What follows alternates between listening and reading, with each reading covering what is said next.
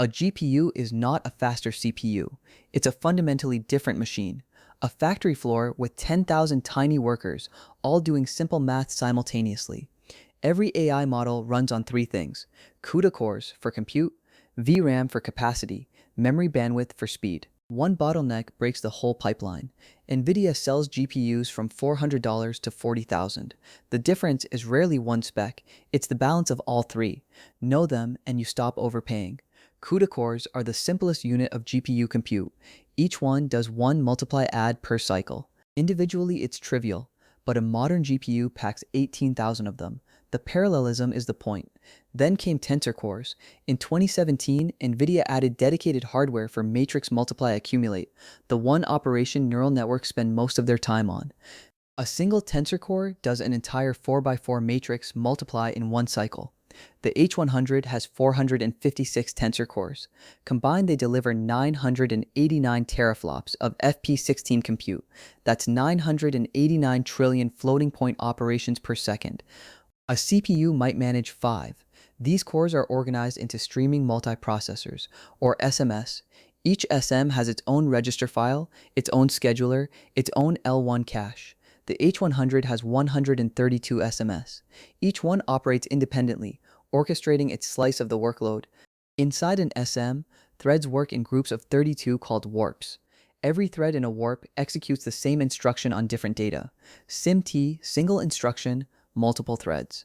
The foundation of GPU parallelism and the reason your code needs to avoid thread divergence.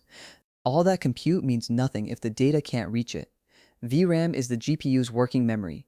Every wait, every activation, every attention key and value lives here. Capacity determines what models can even load. Memory field. A 70 billion parameter model needs 140 gigabytes just for weights at 16-bit precision. That's not the full picture. Add optimizer states during training, double it. Add the KV cache during inference, another 20 gigs per conversation. That's why quantization exploded. At 4 bits, that 70 billion model drops to 35 gigabytes. It fits on a single A600 or consumer card with room left for cache, precision traded for reach. But VRAM isn't one flat bucket. The GPU has a memory hierarchy. Registers are cycle fast but microscopic. Shared memory, 100 kilobytes per SM. L2 cache, 60 megabytes on the H100. Then HBM, the high bandwidth memory that holds everything. Each level is an order of magnitude bigger and an order of magnitude slower. HBM is the secret sauce. Instead of discrete memory chips wired through a PCB, HBM stacks memory dies vertically with through-silicon vias and sits right next to the compute die. The H100 has 6 HBM stacks, each with 8 layers, giving 80 gigabytes of capacity at 3.35 terabytes per second. The industry is in a capacity arms race. H200 pushed the same compute die to 141 gigabytes using HBM3E. Blackwell's B200 uses a dual die design with 192 gigabytes. Capacity is the hard constraint on what models you can even attempt to run. Memory bandwidth is how fast data travels from HBM to the compute cores. It's the firehose. And for almost every AI workload, this is the bottleneck. The compute cores sit idle, waiting for data to arrive. Scale stage the bandwidth ladder. H200 at 4.8 terabytes per second. H100 at 3.35, a 100 at 2.0. A single PCIe Gen 5 slot maxes out at around 64 gigabytes per second. The gap from a server slot to HBM is 50 to 1. Compare consumer GPUs. An RTX 4090 has 1.01 terabytes per second of GDDR6X bandwidth. A $3,000 workstation GPU, the RTX 6000 Ada, hits 960 gigabytes per second. The data center H100 at 30 times the price offers 3.3 times the bandwidth. This is where arithmetic intensity matters. It's the ratio of math operations per byte loaded from memory. If a kernel has low arithmetic intensity, say less than 100 operations per byte, it's bandwidth bound. The GPU's compute units are underutilized. Most transformer layers are in this regime. The Roofline model visualizes this. Plot operations per second against operational intensity. A diagonal ridge where compute equals bandwidth, below it, bandwidth bound.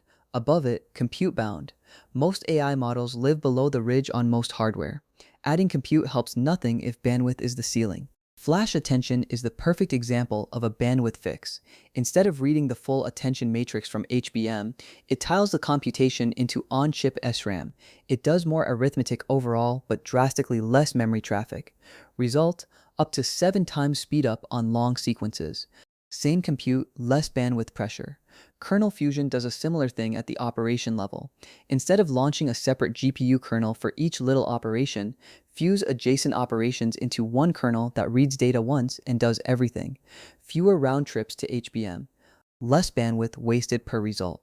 Bar chart, H100 sits at 18,432 CUDA cores, 80 GB VRAM, 3.35 terabytes per second. A100, 6,912 cores, 80 GB, 2 terabytes per second. RTX 4090, 16,384 cores, 24 GB, 1.01 terabytes per second.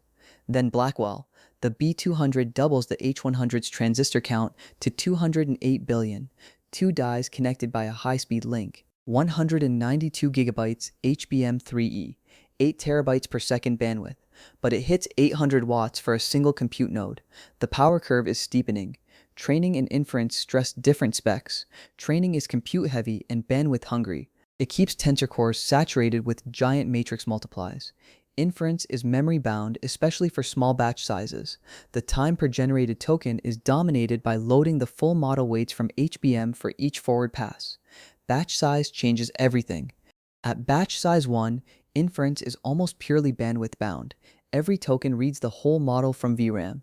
At batch 64, the same compute is reused across many sequences, and you start approaching compute-bound territory. This is why batching is the #1 throughput lever. Real-world GPU utilization during AI inference hovers around 30 to 50%, not because the compute isn't fast enough, because the memory system can't keep up. Half the silicon sits idle, waiting for data. Data center operators pay for 4000 H100S and get the throughput of 2000. So how do you choose? For local inference and development, the RTX 4090 is the best value in AI hardware. 16,000 cores, 24 gigs, 1 terabyte per second. It runs most open models at usable speeds, not the H100 speed, but at 3% of the price, the value ratio is enormous. For serving at scale, H100 clusters still dominate. But H200 is the smarter buy at similar cost. More capacity means bigger batches, and bigger batches mean higher throughput. And the gap is closing. AMD's MI300X offers 1.95 terabytes per second at a lower price. Competition is finally here. Blackwell rearranges the trade-offs again.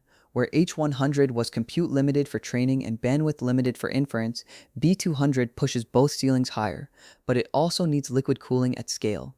The next bottleneck after compute and bandwidth is power and heat. The unsung layer is the software stack.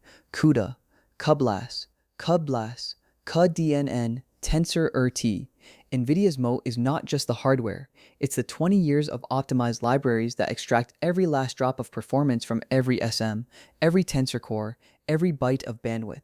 3 numbers summarize every GPU. CUDA cores, the math workers, VRAM capacity, the workspace size, memory bandwidth, the supply line. A GPU is balanced when all 3 match your workload. An unbalanced GPU is a bottleneck you paid for.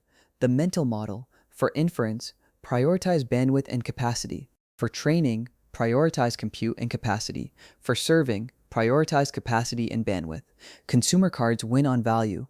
Data center cards win on throughput. Pick the axis that matches your bottleneck. That's how GPUs run AI.